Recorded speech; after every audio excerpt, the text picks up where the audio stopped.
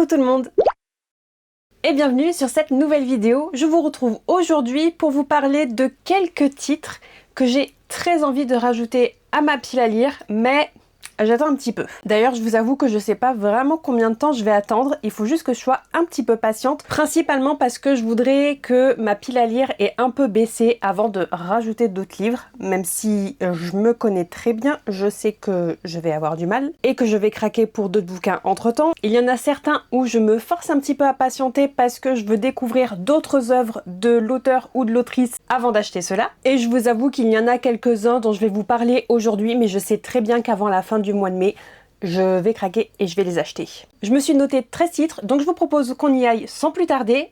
Petit rappel, je vais vous afficher à l'écran les résumés de ces titres ou de ces premiers tomes de série, puisque évidemment, comme je ne les ai pas lus, je ne connais pas forcément le résumé sur le bout des doigts, et je vous avoue que la plupart du temps, j'ai envie d'y aller un petit peu à l'aveugle. Je me les note parce que je sais que le résumé m'a plu à un moment ou à un autre, mais je veux pas forcément me souvenir dans les détails, et il y en a aussi certains où je suis juste hyper curieuse à cause de la hype. Donc sans plus tarder, je vous propose qu'on se lance dans le vif du sujet, et le premier titre dont j'ai à vous parler, c'est Entre ciel et enfer de Christopher Buhlmann. C'est un roman qui est sorti il y a un petit moment quand même, puisque c'était en 2015, et évidemment vous me connaissez, on va partir dans de la fantasy, quoique là c'est plutôt du fantastique et de l'horreur. Ça se passe au Moyen-Âge pendant la peste. On va y suivre un chevalier déchu qui croit encore au code de la chevalerie et qui va sauver une jeune fille d'une attaque, et à partir de ce moment-là, il va se retrouver à faire un bout de chemin avec celle-ci,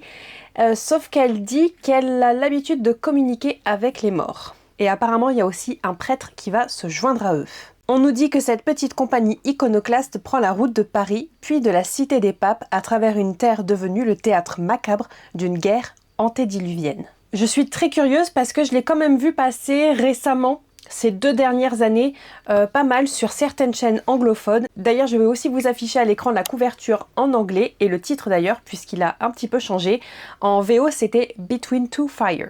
Ensuite, je vous le disais récemment, j'ai ajouté à ma pile à lire La Cité de Jade, le premier tome de la trilogie de Fondali. Mais sachez que j'ai aussi bien l'intention d'acquérir, peut-être sous peu, Red City, qui est le premier tome des Nouveaux Alchimistes de Marie Lu. Vous le savez très certainement, quand c'est sorti, ça a fait un carton, que ce soit en VO ou en VF. Donc moi, la hype, je suis quand même assez curieuse. D'autant plus qu'on a eu de cesse de comparer Red City à la Cité de Jade, que je ne connais pas. C'est pour cette raison que je patiente un petit peu, parce que je me dis que je veux d'abord découvrir la série de Fondali, voir si ça me plaît, et ensuite potentiellement lire Red City et voir un petit peu les similitudes ou pas. En tout cas, c'est vrai qu'au niveau du résumé, ça se ressemble un peu, puisque dans la série de Fondali, qui s'appelle les Eaux Émeraudes, il y a quand même différents clans qui se battent pour le monopole du jade, et entre autres, il va y avoir une drogue qui va permettre de pouvoir utiliser encore plus facilement le jade, et qui donc va devenir une arme redoutable. Et dans les Nouveaux Alchimistes, il y a aussi une drogue qui fait son apparition, qu'on appelle le sable, et qui va donner la capacité à ceux qui la consomment d'être encore plus beaux, plus forts, bref, d'être une version parfaite d'eux-mêmes. Donc voilà, je vous avoue que j'ai très hâte de l'acquérir et de le lire, mais d'abord, je veux découvrir la trilogie de Fondali. Dans mon radar, il y a aussi La Rage des Dragons d'Evan Winters, qui est là aussi le premier tome d'une série. Je sais pas s'il y aura 2 tomes ou plus, mais en tout cas, le premier tome en VF est sorti en octobre 2025. Je vous avoue qu'il était complètement passé sous mon radar, mais je l'ai remarqué il y a quelques temps, et il me semble bien qu'il avait été dans une sélection d'un prix littéraire, ou bien qu'il a gagné un prix littéraire, mais j'arrive plus à retrouver l'information. Donc si vous savez, n'hésitez pas à me dire dans les commentaires. Ici, on est évidemment encore et toujours dans de la fantasy. On nous dit que entre Gladiator et le Trône de Fer, La Rage des Dragons est un best-seller figurant dans la liste du Time Magazine des 100 meilleurs livres de fantasy de tous les temps. Il va falloir que je creuse cette liste. Bref, vous l'avez compris, dans cette série, il y aura au hasard des dragons. Apparemment, on va suivre le peuple Oméni, au sein duquel les personnes les plus chanceuses ont le pouvoir d'invoquer des dragons ou de se transformer en colosses. Et a priori, tous ceux qui n'ont pas cette capacité sont voués à mourir dans une guerre sans fin contre les hordes sauvages. Nous, on va suivre le personnage de Tow, ou Tao, qui appartient à une caste assez inférieure de ce peuple, qui va tenter de ruser pour ne pas rentrer dans l'armée, mais sa famille va être brutalement assassinée et évidemment il va partir en quête de vengeance. Est-ce que ça ne nous rappellerait pas un petit peu le pitch de Red Rising ou The Will of the Many? C'est bien possible. Et ça me plaît.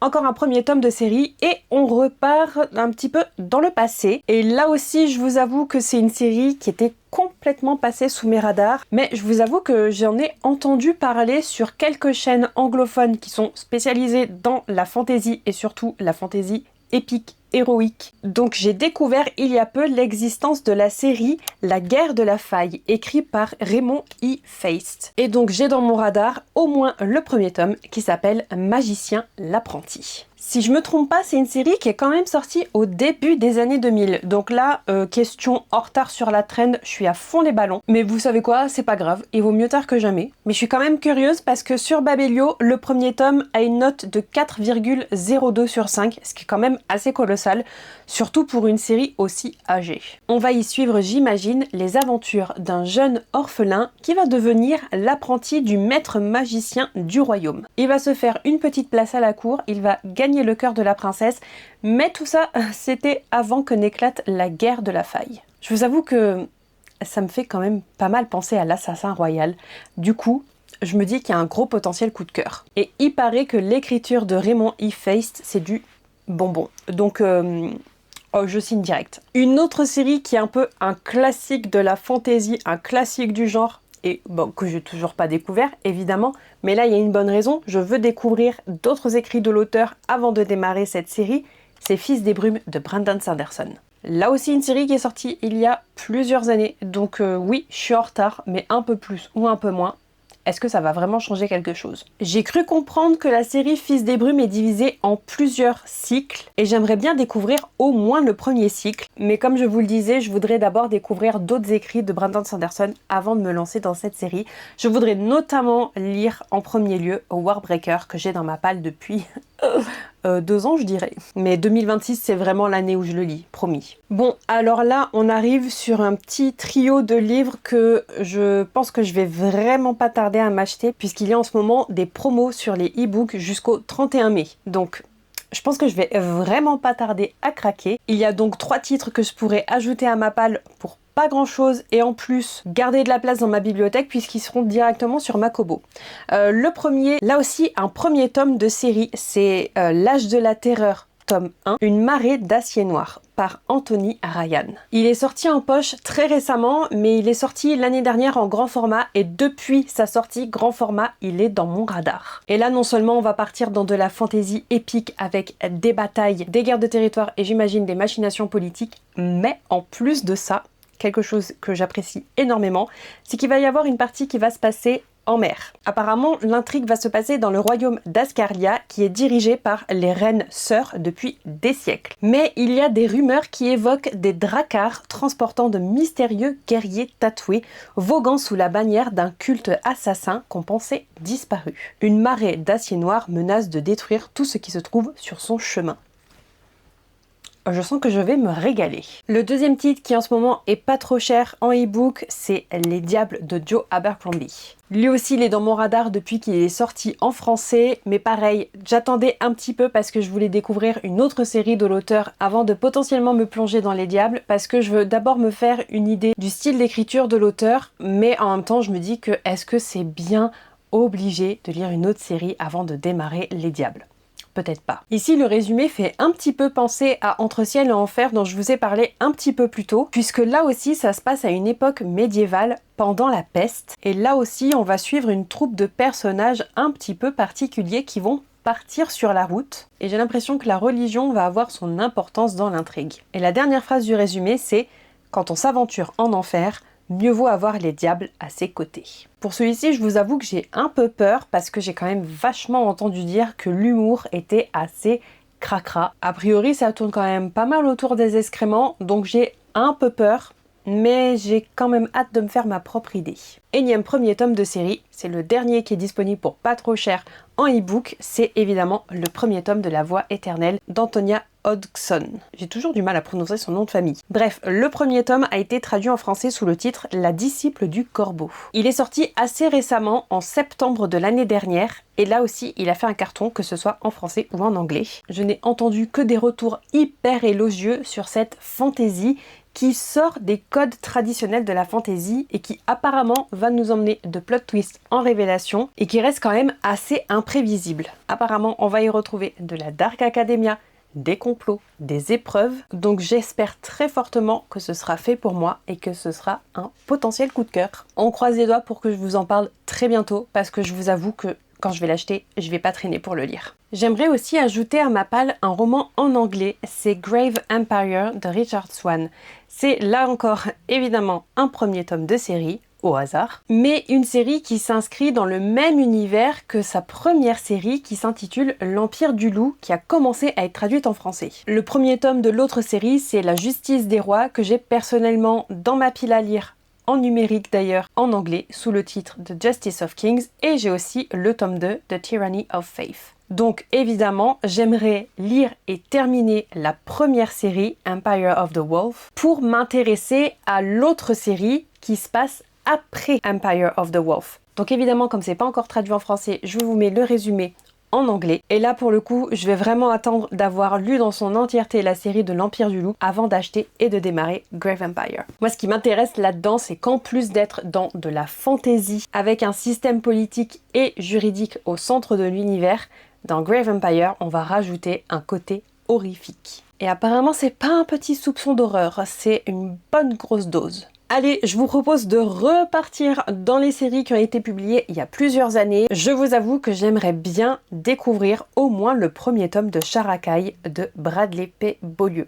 Une série dont j'entends parler quand même assez régulièrement et qui franchement m'intrigue. A priori, on est dans de la dark fantasy où on va suivre une héroïne en quête de vengeance et j'ai cru comprendre qu'il y a des gladiateurs dans l'histoire et que ça se passe dans le désert. Ça me paraît être un décor et des personnages assez intéressants, en tout cas assez uniques.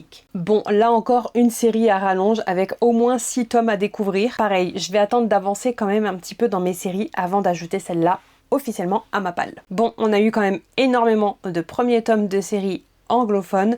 Je vous propose qu'on s'intéresse à un one-shot et Cocorico, avec un auteur français, mais là aussi j'ai dans mon radar depuis qu'il est sorti Sélénie des Terres Mortes de Philippe Tessier. C'est sorti à la fin de l'été dernier aux éditions Léa et on nous dit que dans une ville cauchemardesque où errent les âmes moribondes d'une humanité ayant succombé à sa propre corruption, une jeune enfant, Sélénie, tente désespérément de survivre. De ce que j'ai compris, Sélénie, elle est assez obsédée par un personnage en particulier qui se trouve être un ennemi assez mortel, mais elle va découvrir qu'il cache un secret et que finalement il n'est peut-être pas l'ennemi qu'elle croyait. Donc là on serait carrément dans de la dark fantasy et je vous propose de passer sur un autre one-shot d'imaginaire francophone. Cette fois-ci on va partir dans de la science-fiction qui est quand même pas forcément ma zone de confort, mais celui-ci il m'intéresse pas mal. En plus c'est d'un auteur que j'ai déjà lu et dont j'apprécie la plume, c'est Guillaume Chamanadian avec son dernier roman Heureux comme jamais. D'ailleurs, roman, novella, je ne sais pas trop, sur Babelio il est noté qu'il fait 190 pages. On va y suivre notre personnage principal qui s'appelle Noah et qui est la fille du seul ingénieur de maintenance à bord du Space Dragon qui est complètement habité, monopolisé par les ultra riches. Donc elle et son père sont les seuls non riches, si vous voulez, à bord de ce vaisseau qui contient tout simplement le dernier espoir de l'humanité. Donc a priori, s'il n'y a que les ultra riches qui sont là pour sauver l'humanité, on est mal barré. Apparemment, c'est un roman avec beaucoup d'humour qui se veut être une satire de notre société actuelle.